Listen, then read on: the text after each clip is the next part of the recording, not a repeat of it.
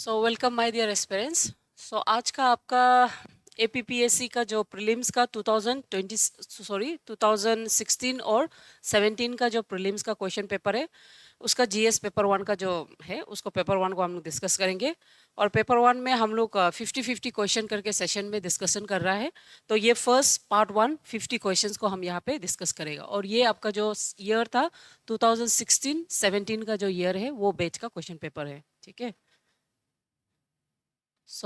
सबसे first question ये questions का जो डिस्कशन है इसमें इतना एलाबोरेटेड वे में हम डिस्कस नहीं कर रहा है। आपको जस्ट इसका प्राइमरी जो बेसिक कंसेप्ट है, ऑब्जेक्टिव कंसेप्ट सिर्फ वही दे रहा है और आंसर को हम लोग मार्क करके चलेंगे। Okay.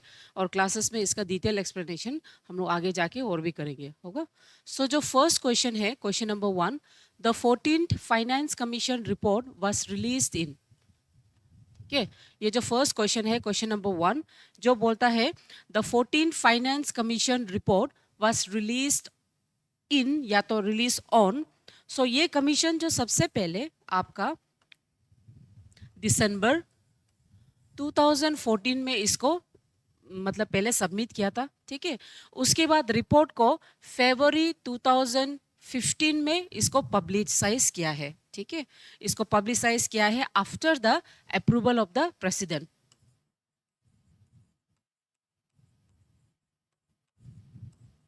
After the approval of the president of India. Okay, याद रखो, सबसे पहले रिपोर्ट को दिसंबर 2014 में वो लोग डाला गया था। उसके बाद प्रेसिडेंट के अप्रूवल के बाद फरवरी 2015 में ये जो रिपोर्ट है आपका 14 फाइनेंस कमीशन का रिपोर्ट को डाला गया था। ठीक है। उसके बाद क्वेश्चन नंबर 2 होगा।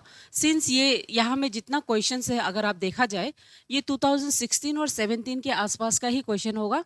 इसलिए वही बैक डेट वाला क्वेश्चन को ही हम लोग थोड़ा देखेगा, होगा। और अगर आने वाला जो सिविल सर्विस का जो प्रीलिम्स हो सकता है उसमें वो आने वाला का जो रेंजेस होता है ईयर, लाइक अगर 26 को निकल रहा है तो 23, 24, 25, 26 में जो करंट इवेंट स्पेशली जैसे रिपब्लिक डे हो गया उसमें कौन आया था वो सबको हम लोग को तब देखना है, होगा। ये क्वेश्चन है, क्वेश्चन नंबर 2 का देख लीजिए। Who was the chief guest of 67 Indian Republic day. ठीक है। 67 जो रिपब्लिक डे था उसमें आने वाला वो है आपका फ्रैंकोस हॉलैंडे। ठीक है। फ्रैंकोस हॉलैंडे उस समय का दन, हम यहां में दन लिख रहे हैं, दन प्रेसिडेंट ऑफ फ्रांस। ठीक है। वो थर्ड फ्रांस का जो प्रेसिडेंट था तो वो आया था आपका। ओके। और ये आपका 2016 में वो आया था, हो जाएगा। नेक्स्ट जो है क्वेश्चन नंबर 3। ठीक है। क्वेश्चन नंबर 3 है who was the architect of the rock garden. ठीक है। आपका जो रॉक गार्डन ये जो चंडीगढ़ में है उसका मतलब आर्किटेक्ट कौन था। ठीक है। उसका आर्किटेक्ट था आपका निक चंद जो रॉक गार्डन को फ्रॉम द मटेरियल, ऐसा मटेरियल जो कि वेस्ट है उसी से बनाया है, ये इसलिए ये रॉक गार्डन का खासियत है। ठीक है। इसका जो आर्किटेक्ट है वो निक चंद है। Next question number 4। The Indian government announced a scheme to implement direct benefit transfer for kerosene subsidies starting April 1, 2016.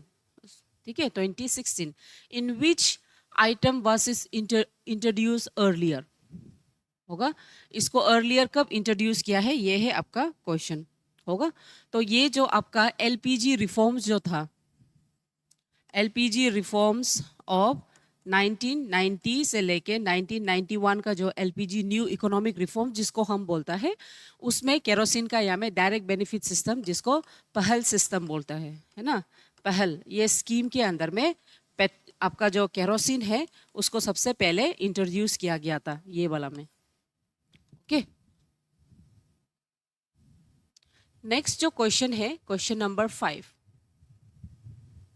Question number 5 ऐसा पूछता है Ganga Gram Yojana will cover.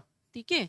Ganga Gram Yojana will cover 1500 village, 16, 1700 village, 1800 village, ठीक है। तो ये जो गंगा ग्राम योजना है, ये योजना आपका उत्तर प्रदेश का था, है ना। उत्तर प्रदेश का ऐसा योजना जो आपका 1700 विलेजेस को कवर करेगा, ठीक है। 1700, सॉरी 1600 विलेज, 17 बोलता है, वो जो 1600 villages of the Uttar Pradesh को कवर करेगा। और विद द मोटो, उसका जो मोटो था वो मोटो है क्लीनिनेस, एनवायरमेंट क्लीनिनेस, ठीक है। वेस्ट मैनेजमेंट, क्लीनलीनेस, ठीक है। ये उसका बेसिक कंसेप्ट था, ठीक है, हो जाएगा। सो उसके बाद नेक्स्ट जो क्वेश्चन है, question number 6। Question number 6, Supreme Court declared Section 66A of IT Act as unconstitutional and struck it down on, होगा आपका जो 66 सेक्शन ए का जो है उसको आपका जो सुप्रीम कोर्ट है कब स्ट्राइक डाउन किया है। तो सुप्रीम कोर्ट उसको मार्च 24, 2015 में स्ट्राइक डाउन किया है, ठीक है। तो इसको थोड़ा सा आप देख लीजिएगा। ये जो सेक्शन, ये जो आईटी एक्ट, हम यहाँ में शॉर्ट में लिख रहा है, ठीक है। आपका ये जो आईटी एक्ट है होगा, IT means information technological act, ठीक है। ये एक्ट में आपका 2008 में इसमें एक नया अमेंडमेंट डाला है 66 सेक्शन 66 को, सेक्शन 66A। ये एक ऐसा सेक्शन है जिसमें आप किसी को unconstitutional word, unparliamentary, annoying word या डेरोगेटिव कमेंट्स अब जब आप देता है तो उसको ये सेक्शन के तहत आपको अरेस्ट कर सकता है गवर्नमेंट, ठीक है। अरेस्ट करके आपको 3 इयर्स का इम्प्रिजनमेंट रख सकता है। तो इसका ये सेक्शन को इंक्लूड करने के चलते बहुत सा ये मिसयूज ऑफ ये सेक्शन होने लगा है।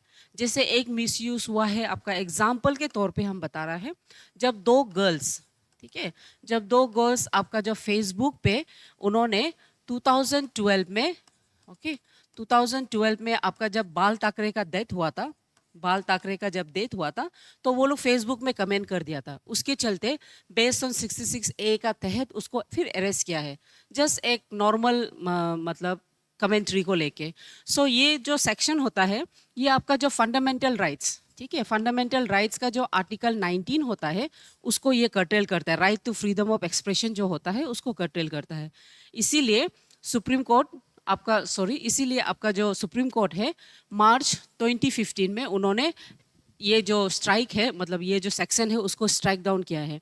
और ये जो सेक्शन है इसको जो चैलेंज करने वाला वो था आपका श्रेयास, ठीक है, श्रेयास वर्सेस आपका यूनियन ऑफ इंडिया, ये दोनों के बीच में ये केस चला था, जिसके चलते आगे जाके इसको स्ट्राइक डाउन करना पड़ा है, ठीक है, होगा। श्रेयास सिंगल बोलता है इसको, Singhal, Shreya Singhal versus union of India, ये दोनों के बीच में पिटीशन फाइल किया है, जिसके चलते सुप्रीम कोर्ट फाउंड कि ये section right to freedom of expression को भी कर्टेल करता है। ये कंप्लीटली डिफाइन नहीं, सॉरी, आपका आर्टिकल 19 को कर्टेल करता है, इसलिए आगे जाके इसको स्ट्राइक आउट किया गया है, ओके। उसके बाद question number 7, the planning commission was set up in, ये बहुत फैक्चुअल क्वेश्चन है और ये क्वेश्चन आपका इस बार का एपीएसएसबी में भी पूछा गया है, ठीक है। एपीएसएसबी में आपका सीएचएसएल का एग्जाम 2025 में ही पूछा गया है कि प्लानिंग कमीशन कब स्टैब्लिश किया है ना, ठीक है। सो ये तो बहुत फैक्चुअल वाला क्वेश्चन है ना। तो याद रखिए प्लानिंग कमीशन को सेटअप किया था आपका मार्च 1950 को सेटअप किया गया था, लेकिन वो इम्प्लीमेंट होके फंक्शनिंग हुआ है आपका 1951 से, ये याद रखो। तो ये पूछा गया था आपका एपीएसएसबी में, okay. Next question number 8, the cleanest city of India is, होगा, ये आपका 2016 का बात कर रहा है और 2016 में सबसे क्लीनेस्ट सिटी आपका मैसूर था, ओके। अभी फिलहाल 2025 में सबसे सफा वाला क्लीनेस्ट सिटी तो इंदौर है ना, ये याद रखो, ठीक है, डन। उसके बाद question number 9, head office of national institute of rural development is situated in, okay, ये भी बहुत फैक्चुअल वाला क्वेश्चन है।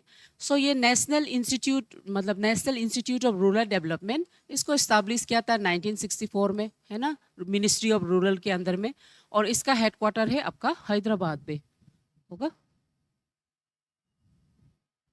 Next question number 10, Ravi चलाम।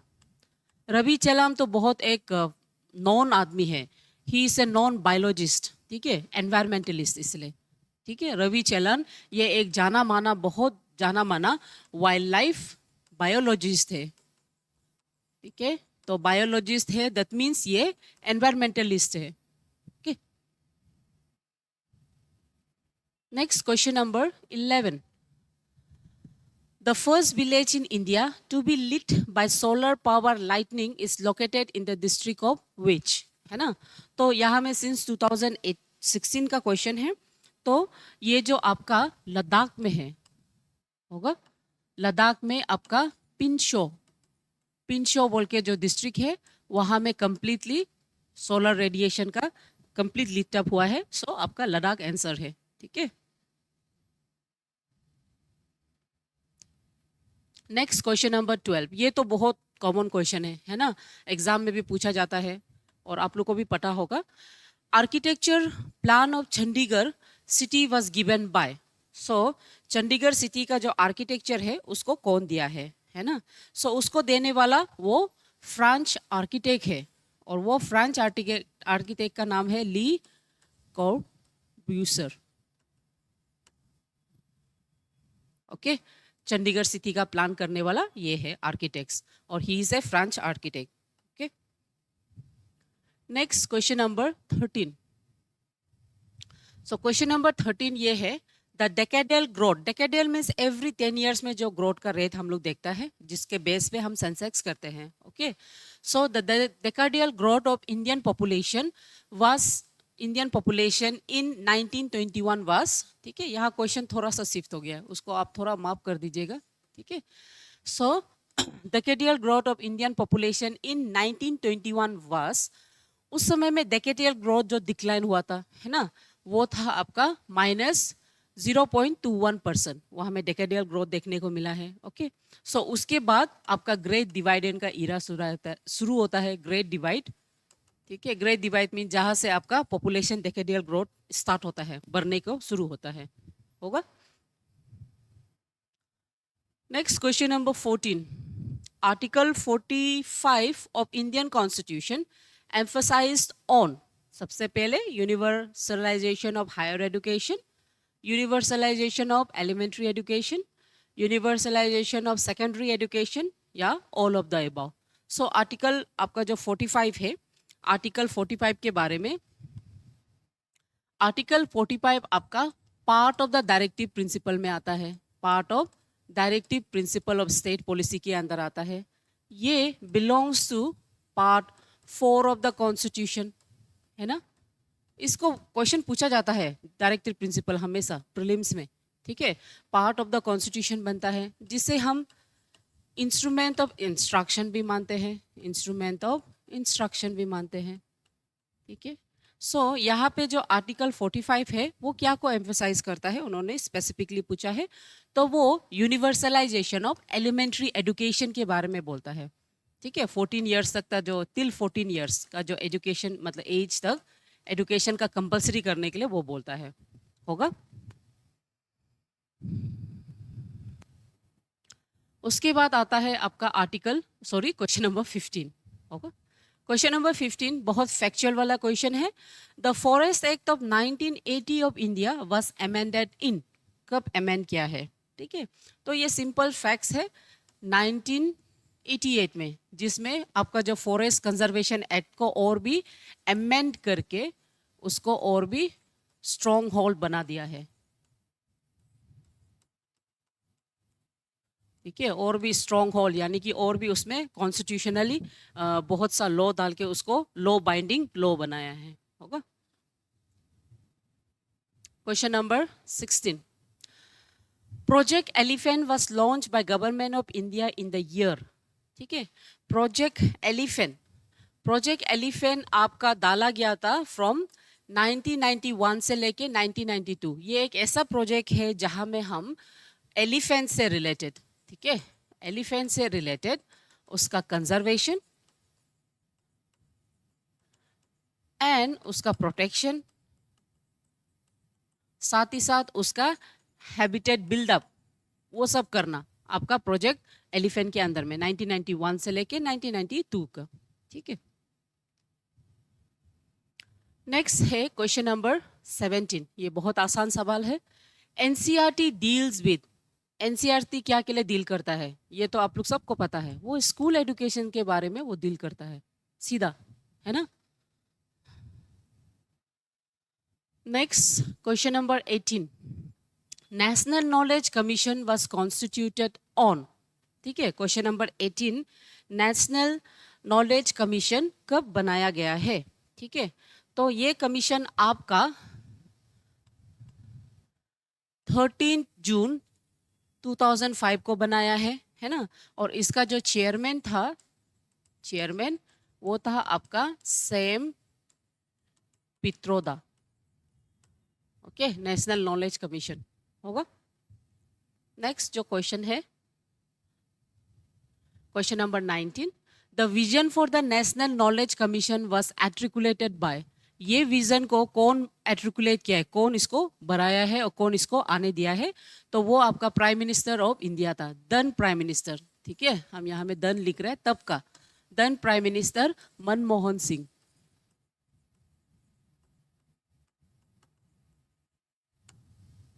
Okay. उसके बाद क्वेश्चन नंबर 20, क्वेश्चन नंबर 20, ये भी बहुत इंटरेस्टिंग और जनरल अवेयरनेस क्वेश्चन आप मान सकता है ना। क्वेश्चन नंबर 13, ठीक है। सो यहाँ पे क्वेश्चन ये पूछा गया है, the Rashtrapati Bhavan in New Delhi was designed by, होगा सी, राष्ट्रपति भवन आपका 19 सबसे पहले 1911 में कैपिटल का शिफ्ट होता है, कैपिटल शिफ्ट होता है फ्रॉम कलकत्ता, देन कोलकाता, है ना।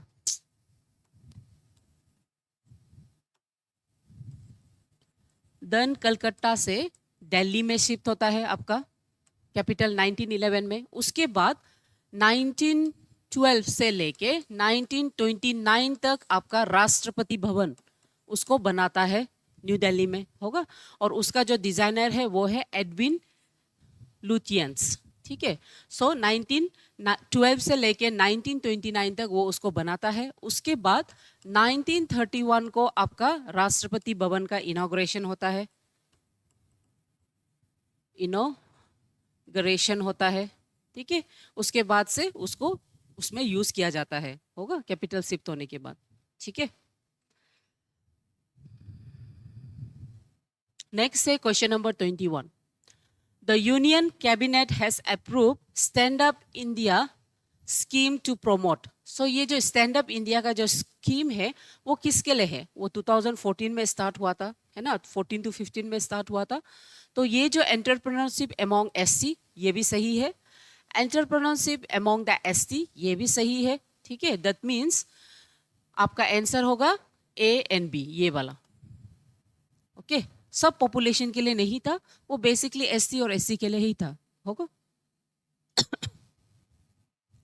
नेक्स्ट क्वेश्चन नंबर 22, ये बहुत इंपॉर्टेंट क्वेश्चन होता है ना। How many languages are spoken in United Nations General Assembly, होगा। यूनाइटेड नेशन जनरल असेंबली में किस कौन कौन सा टाइप ऑफ लैंग्वेजेस को बोला जाता है, तो आपको याद करना है। उसमें बेसिकली 6 लैंग्वेज को बोला जाता है, ठीक है। और ये 6 लैंग्वेज है आपका Arabic, Chinese, English, French, Russia and Spanish, ठीक है। अरबिक, चाइनीज, उसके बाद आपका English, French, Russian and Spanish, ठीक है। सो नेक्स्ट है question number 23, Arunachal Pradesh is compressed of, C 2016 में, 2016 का है, तो 2016 में अरुणाचल प्रदेश का साथ पास 19 डिस्ट्रिक्ट था, जैसे अभी तो 28 डिस्ट्रिक्ट हो गया है ना।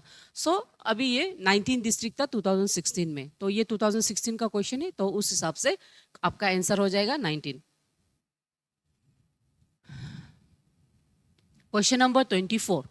Which one of the following district of Arunachal Pradesh possesses the lowest density of population? Lowest density of population तो आपका दिबांग वैली है, दिबांग वैली डिस्ट्रिक्ट, और ये अभी भी लोएस्ट ही है ना, अभी भी सबसे लोएस्ट है पॉपुलेशन में।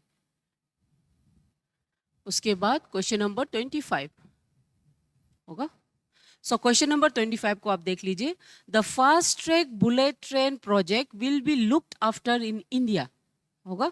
फास्ट ट्रैक जो बुलेट ट्रेन है वो इंडिया में किसके अंदर में रहेगा? तो वो आपका अरबिंद पनागरिया कमिटी के अंदर में है ये वाला। अभी तो बुलेट ट्रेन रनिंग हो गया, ये तो 2016 का बात था, है ना, तो उसमें ये आपका पनागरिया कमिटी के अंदर में था। अभी फिलहाल ये तो फंक्शनिंग हो गया है, ठीक है। नेक्स्ट 26। सो 26 है the decadal growth of Indian population from 2001 से लेके 11, ये 10 इयर्स में डेकेडियल ग्रोथ कितना है? तो ये है आपका 17.7%, ठीक है, 17.7% डेकेडियल ग्रोथ था। डेकेडियल मीन्स ईयरली ग्रोथ जो है। उसके बाद question number 27। As per census 2011 the sex ratio in Indian population is, ठीक है, सेक्स रेशियो इंडियन पॉपुलेशन का कितना है? तो सेक्स रेशियो आपको मालूम होना है, ये इंडियन पॉपुलेशन का ये 943 फीमेल्स पर 1000 मेल इतना है, ठीक है। पॉपुलेशन का जो सेंसेक्स है फीमेल इस टू मेल का जो रेशियो है वो है 943:1000, और आई थिंक ये अभी भी यही मतलब सेंसेक्स सेक्स रेशियो अभी भी यही मेंटेन है। Question number 28। Which of the following organization had issued recently some guidelines related to participatory notes as used in financial world? होगा, इनमें से फाइनेंशियल वर्ल्ड में पार्टिसिपेटरी नोट्स को कौन इशू किया है रिसेंटली?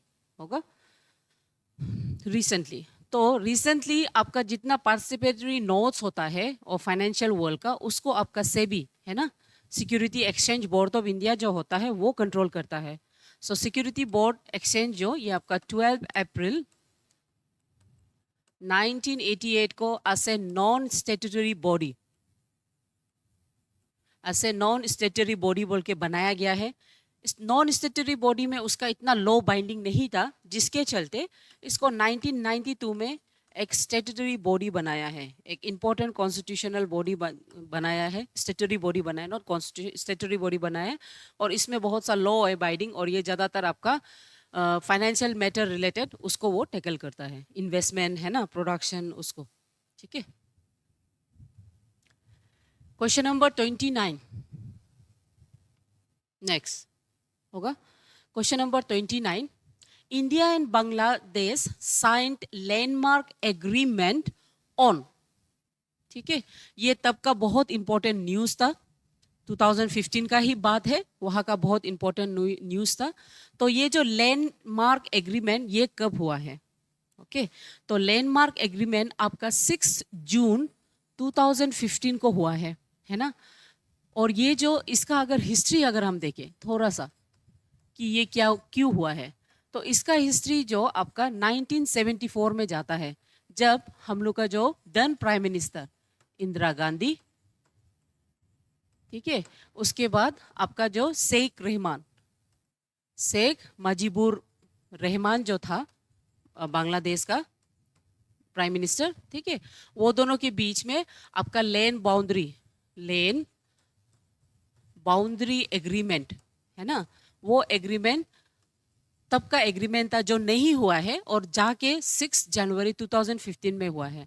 तो यहाँ में जो बांग्लादेश, इंडिया और बांग्लादेश के बीच में था, और ये जैसे इंडिया हो गया और ये बांग्लादेश हो गया, शॉर्ट में हम लिख रहे हैं। ये लोग का जो बाउंड्री है 496 किलोमीटर होता है बाउंड्री, है ना। तो ये बाउंड्री का बीच में वो लोग का जितना भी पीपल है, half of the people India में, हाफ ऑफ द बांग्लादेश में इंडिया का रह गया, तो उसको वो लोग वापस डिस्ट्रीब्यूशन करता है, ठीक है।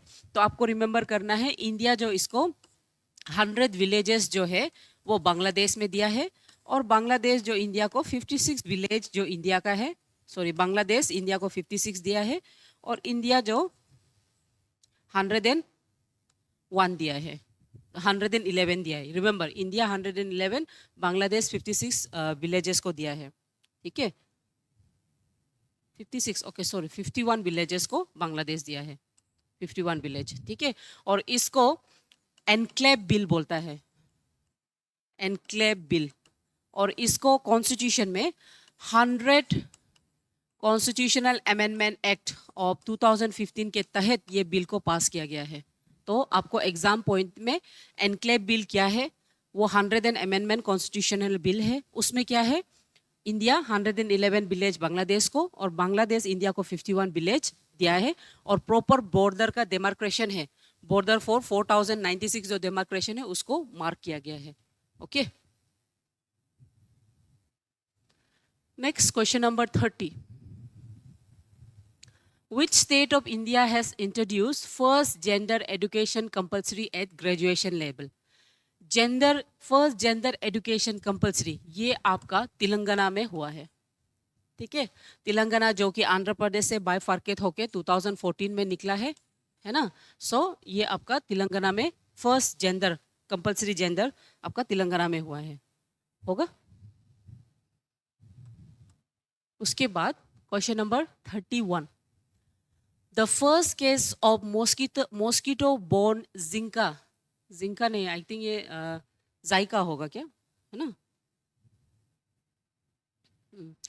तो first case of mosquito borne Zika virus वायरस है was confronted on January 2016 in. So ये जो वायरस है इसका फर्स्ट केस सबसे पहले टेक्सास यूएसए में देखा था, ठीक है। और ये जो वायरस है, ये जो बीमार है virus, you have to remember, ये एक वेक्टर बोर्न डिजीज है। वेक्टर बोर्न डिजीज का मतलब इसको एक जगह से दूसरा जगह जाने के लिए इसको ये चाहिए, एजेंट जरूरी होता है, ठीक है। वेक्टर बोर्न, और इसका वेक्टर बोर्न कौन होता है, आपका एडिस मॉस्किटो होता है। एडिस मॉस्किटो इसको लेके जाता है, ठीक है। और नॉट ओनली मॉस्किटो, ये सेक्सुअल ट्रांसमिशन से भी ये पास हो जाता है, होगा। तो ये एडिस मॉस्किटो आपका जो जाइका वायरस के अलावा ये डेंगू, है ना, चिकनगुनिया, ठीक है, ये सब बीमार को भी ये फैलाता है। तो यहाँ में क्या होता है, आपको बुखार होता है, सर्दी खांसी जैसे तकलीफ होता है, रेस्पिरेटरी प्रॉब्लम होता है, और आपका आई जो कंप्लीट रेडनेस हो जाता है, ये इसका सिंबल है, ठीक है। Next question number 32। Which of the following is not the feature of प्रधानमंत्री जन धन योजना, ठीक है। तो प्रधानमंत्री जन धन योजना, इसमें से कौन उसका फीचर नहीं है। तो ये क्वेश्चन को देखते ही आप लोग इजी से समझ जाएगा। डेबिट कार्ड का जो है वो आपका प्रधानमंत्री जन धन योजना में नहीं है ना। The insurance is given along with the repay debit card, ये सिस्टम ऐसे नहीं होता है, ठीक है। सो ये है उसका फीचर, ये उसका फीचर नहीं है। बाकी bank account holder can have zero balance, ये भी एक्सेप्टेड है। Account can be open with easy KYC norms, ये भी है। एक्सीडेंट इंश्योरेंस भी कवरेज होता है, लेकिन रीपे डेबिट कार्ड सिस्टम ये नहीं है, होगा। Question number 33। The man who came out with the idea of short messaging system, यानी कि एसएमएस सिस्टम, है ना। एसएमएस सिस्टम तो हम लोग का यहाँ बहुत फेमस है, ठीक है। सो आपका ये जो एसएमएस सिस्टम को जो स्टार्ट किया है वो था आपका मार्टी मैकोनी। ये स्पेलिंग थोड़ा गलती है, ये डबल टी है, ठीक है। मार्टी मैकोनेन होगा, वो था आपका एसएमएस को स्टार्ट करने वाला। What is a snow line, ये कंप्लीटली ज्योग्राफिकल क्वेश्चन है ना। सो स्नो लाइन क्या है वो ये पूछ रहा है। What is a snow line. So snow line क्या होता है, ये आपका सबसे लोएस्ट एल्टीट्यूड लाइन होता है ना। परमानेंट स्नो मान के चलिए ये स्नो है, स्नो का जो लास्ट लाइन इसके बाद स्नो स्टार्ट होता है वो लाइन है आपका स्नो लाइन, उसी को हम स्नो लाइन बोलता है, ठीक है। तो lowest altitude eight which A snow feel is found, ये है उसका आंसर, लोएस्ट लाइन, ठीक है। जैसे कि ये आपका एटमॉस्फेयर हो गया, ये लैंड हो गया, यहाँ में जो लाइन जहाँ से स्नो का स्टार्ट करता है इमेजिनरी लाइन है, इसके बाद स्नो जो कवर्ड होता है तो उसी को ये फर्स्ट लाइन को हम स्नो लाइन बोलते हैं, होगा। Next question number 35। Okay, question number 35. Why does an air pump gets heated up after pumping? Pumping के बाद एयर पंप क्यों हीटर अप हो जाता है? तो एयर का कैरेक्टर्स के बारे में आपको क्या पता है? आपको ये मालूम है, जब भी आपका टेम्परेचर बढ़ता है, ठीक है, जब भी टेम्परेचर इंक्रीज होता है तो एयर भी गर्म होता है, साथ में एयर भी वार्म होने लग जाता है, होगा। और वार्म एयर जो क्या होता है वो फैलने लग जाता है, वो स्प्रेड होने लग जाता है ऑटोमेटिकली, है ना। सो ये ऐसा होता है कि वाई एयर पंप को जब आप हीट करेगा ऑटोमेटिकली उसका कंप्रेशन ऑफ द हीट का हीट जो प्रोड्यूस हो जाता है उसके वजह से वो हीट अप हो जाता है, ठीक है। सो आंसर आपका due to compression of the air heat produce हो जाता है उसके वजह से, ठीक है। Next question number 36. Nebular hypothesis was proposed by, है ना। न्यूबुलर हाइपोथेसिस भी one of the important hypothesis है जिससे जो बताता है इवोल्यूशन के बारे में। ओके, सो न्यूबुलर हाइपोथेसिस को देने वाला वो एक फ्रेंच मैथमेटिशियन है जिसका नाम है लैप्लेस, होगा। वो बोलता है कि अर्थ का फॉर्मेशन स्मॉल स्मॉल न्यूबुल्स के थ्रू बना है, small small nebulas with gravitational force एक दूसरा के साथ जुड़ गया, उसके बाद वो बड़ा न्यूबल्स बना है। यही बड़ा न्यूबल से आपका सोलर सिस्टम यानी कि पूरा यूनिवर्स आया, सोलर सिस्टम एंड यूनिवर्स, पूरा होल यूनिवर्स आया है, ठीक है। Next question number 37. Why is there banking on a curved railway tracks on road, है ना। Curve railway tracks on road में क्यों हम थोड़ा सा बैंकिंग्स रखता है? जैसे कि ये आपका ये आपका मान के चलो ये आपका रेलवे ट्रैक है, तो रेलवे ट्रैक का अगर कर्व होता है, सपोज कर्व, तो वहां में हम थोड़ा सा ऐसे बैंकिंग रखता है। क्यों रखता है बोल रहे हैं, ठीक है। सो ये क्यों रखता है? To keep the vehicle on the road और द ट्रैक, रोड और द ट्रैक में आपका व्हीकल को गिरने नहीं देने के लिए वो कर्व को रखता है, ताकि हम उसका जो फोर्स है ना, उसका जो फोर्स है कर्व समय में जो फोर्स निकलता है सेंट्रीपिटल, वो फोर्स को रिड्यूस कर सके, ठीक है। Next question number 38.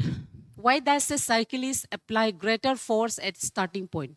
Now, cyclist, cycle चलाने वाला, वो क्यों ज़्यादा फोर्स से साइकिल को स्टार्ट करता है? ऑब्वियस रीजन है, जब साइकिल को वो फर्स्ट यानी कि फर्स्ट लाइन है ना, फर्स्ट पॉइंट में जब वो साइकिल को स्टार्ट करने के लिए कोशिश करता है, तब साइकिल जो क्या होता है, इनर्शिया ऑफ रेस्ट में होता है, इनर्शिया ऑफ रेस्ट, ठीक है। ये एक्चुअली आपका फर्स्ट लॉ ऑफ मोशन होता है, ठीक है। न्यूटन का जो फर्स्ट लॉ ऑफ मोशन जो बोलता है वो एक्चुअली आपका प्रॉपर्टी ऑफ इनर्शिया के बारे में बोलता है। इनर्शिया जो आइदर रेस्ट या तो मोशन में होता है। तो आपका जो साइकिल जो वो रेस्ट में है, तो रेस्ट को ओवरकम करने के लिए आपको फोर्स डालना है, और वो फोर्स जो क्या होता है, जब आप ज़्यादा फोर्स डालेगा इनर्शिया से ज़्यादा, ओनली देन आपका रेस्ट वाला बॉडी वो मूव करने लगेगा, ठीक है। सो टू ओवरकम द इनर्शिया, इसीलिए साइकिलिस्ट को जोर से फोर्स डालेगा, तब वो रेस्ट को ओवरकम करके तब उसका साइकिल जाने लग जाएगा, हो जाएगा।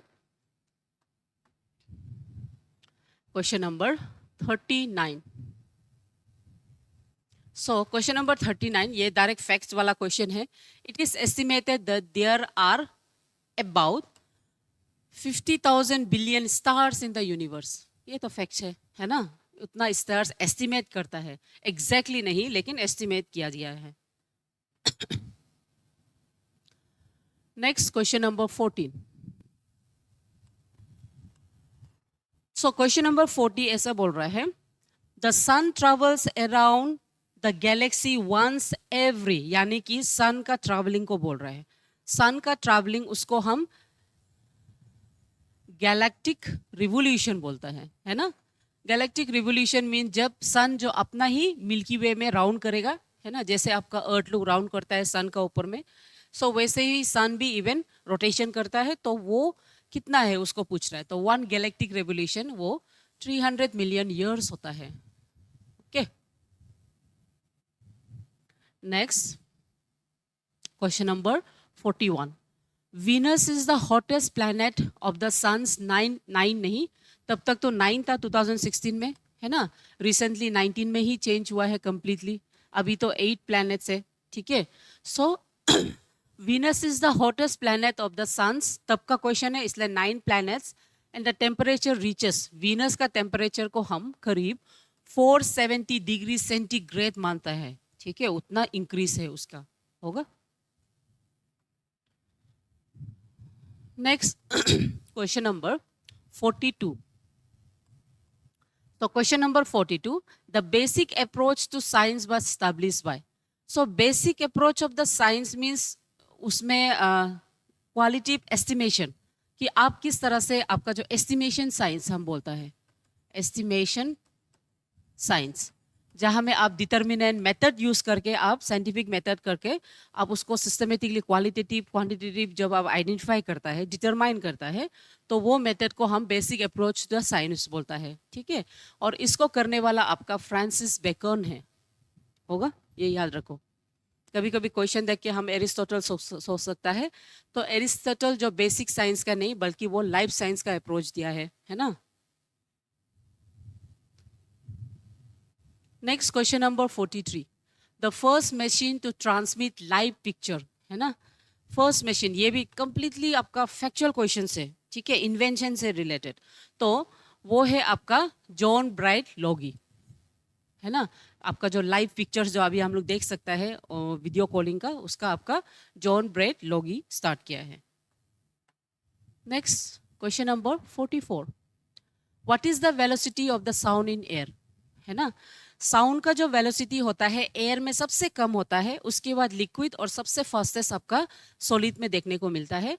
तो एयर में उसका जो वेलोसिटी है वो 330 मीटर पर सेकेंड होता है, 330 मीटर पर सेकेंड, ये याद रखिए, ठीक है। ये भी डायरेक्ट फैक्चुअल वाला बाहर करने वाला चीज है। उसके बाद question number 45, when does the sound produce a melodious effect on the ear? Remember, melodious effect के लिए जो होता है, या तो इवन आवर वोकल कॉर्ड का जो फंक्शनिंग होता है, फ्रीक्वेंसी हमेशा दो को नोट्स में होता है।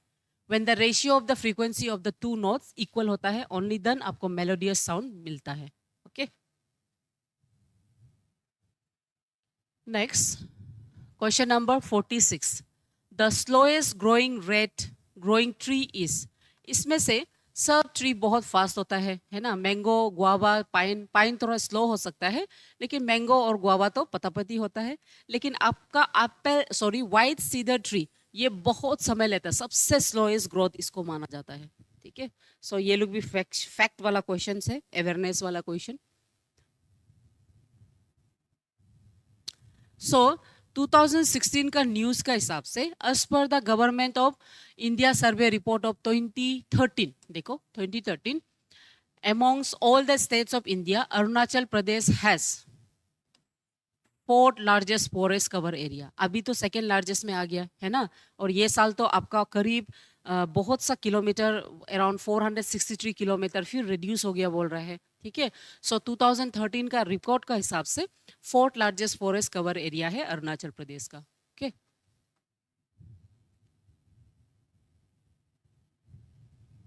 नेक्स्ट, ये भी बहुत सिंपल और इजी क्वेश्चन है, आप लोग समझ जाएगा। The total environment undertakes, यानी कि एनवायरमेंट क्या को लेता है, environment abiotic means non living component, biotic means living, cultural component, सबको आपका एनवायरमेंट लेता है। एनवायरमेंट में ये सब होता है, ठीक है, सब कुछ। नेक्स्ट क्वेश्चन नंबर 49, बायोम्स का मतलब क्या है। बायोम्स क्या है, वो बायोस्फीयर में जितना लिविंग है ना, वो आपका बायोम्स है। एनिमल, प्लांट, बर्ड, सब कुछ, all of the above, sorry, biomes में all of the above, okay. उसके बाद लास्ट जो क्वेश्चन है, question 50, carbon dioxide and oxygen ratio in ecosystem is maintain by. Carbon dioxide और ऑक्सीजन का जो रेशियो होता है उसको मेंटेन करने वाला प्लांट होता है। ये रिमेंबर, हमेशा प्लांट्स लोग उसको मेंटेन करते हैं, क्योंकि वो लोग फोटोसिंथेसिस करता है, ठीक है। सो प्लांट्स को हम ट्रांसड्यूसर बोलते हैं, दिस वन होगा। सो आज का जो सेशन था आपका 2016 और 2017 का हम लोग पेपर 1 को हम लोग कर रहे हैं, उसका जो पार्ट 1 को आज हम लोग खत्म किया है, ठीक है। सो नेक्स्ट क्लास में इसी का हम लोग पार्ट 2 को करेगा, फिर 2013 का जो है उसको भी हम लोग पार्ट 1 और पार्ट 2 का बेसिस में करके हम लोग ये क्लासेस को PYQs को डिस्कशन करेगा, ठीक है। सो आज का क्लास के लिए इतना ही। Thank you my dear students. I hope आपको समझ में आया है। सिंस ये एक PYQ का ऑब्जेक्टिव MCQs है तो इतना थरो डिटेल में तो नहीं है, लेकिन जो बेसिक है उसी को हम लोग डिस्कस कर रहा है इन ऑब्जेक्टिव फॉर्म में, ठीक है। So thank you my dear class.